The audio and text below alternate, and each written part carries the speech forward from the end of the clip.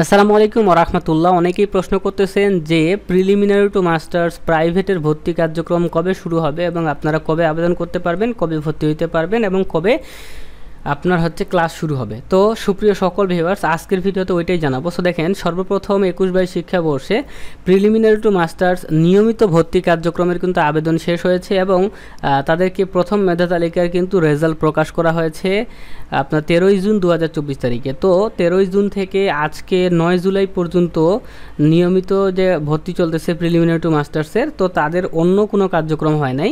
তো দেখেন, 21-22 শিক্ষাবর্ষের preliminary to masters নিয়মিত ভর্তি কার্যক্রমের কোটা মেধা তালিকার রেজাল্ট 15 তারিখের মধ্যে ইনশাল্লাহ দিয়ে দিবে, আমরা আশা করতেছি 15 জুলাইয়ের মধ্যে।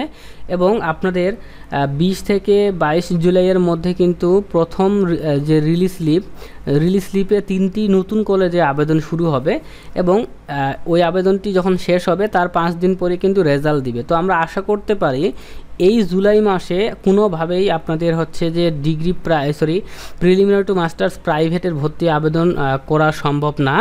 তো প্রিলিমিনারি টু মাস্টার্স প্রাইভেটের ভর্তি কার্যক্রম শুরু হবে এই মাসের পরে, অর্থাৎ জুলাই মাসের পরে আগস্ট মাসে, ঠিক আছে। এবং এর আগের নোটিশটা যদি আমরা একটু ফলো করি, তো সেই ক্ষেত্রে এর আগের বছরে প্রিলিমিনারি টু মাস্টার্স প্রাইভেটের ভর্তি আবেদন শুরু হয়েছিল কবে দেখতে পাচ্ছেন যে জুন মাসে শুরু হয়েছিল এবং আবেদনটি কিন্তু জুলাই মাসে শেষ হয়েছিল। তো আপনারাও আবেদনের কিন্তু অনেক সুযোগ পাবেন। তো আমরা আশা করতে পারি যে এইটা জুলাই মাসের যেহেতু আজকে 9 তারিখ, তো জুলাই মাসের শেষ সপ্তাহে আবেদন শুরু হইতে পারে, কিংবা আগস্ট মাসের প্রথম সপ্তাহে আপনাদের প্রিলিমিনারি টু মাস্টার্স প্রাইভেটের ভর্তির আবেদন কিন্তু শুরু হবে। এবং আবেদন করা মানেই চান্স পেয়ে যাওয়া, আর চান্স পেয়ে যাওয়া মানেই ভর্তি হয়ে যাওয়া এবং ক্লাস শুরু করা, ঠিক আছে। তো এটাই ছিল মূলত আমাদের আজকের ভিডিও। আর অবশ্যই আপনাকে প্রাইভেটে আবেদন করার জন্য মিনিমাম